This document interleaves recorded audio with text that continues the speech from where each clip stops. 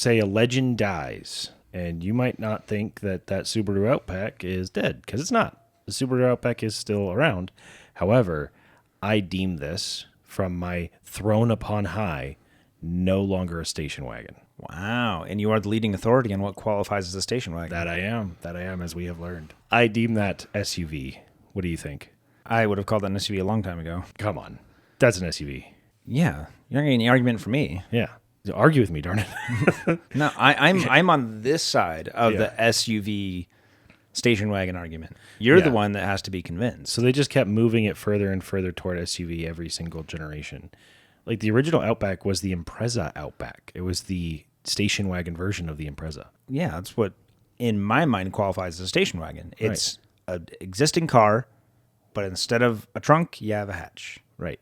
In my mind, that's station wagon. And then they broke that off to its own model and then had the regular, they called the Impreza, the four-door sedan.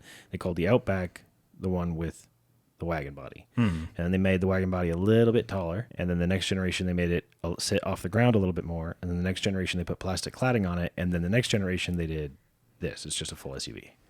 There is so much going on then with that car graphically. I know. It's a lot to take in.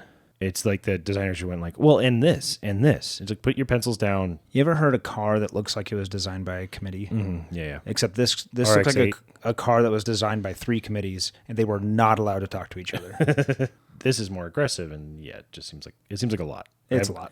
It looks like every other crossover with a light bar in the back looks very, very, very. It looks very Toyota. Yeah, it looks very Toyota right now. But I deem this SUV.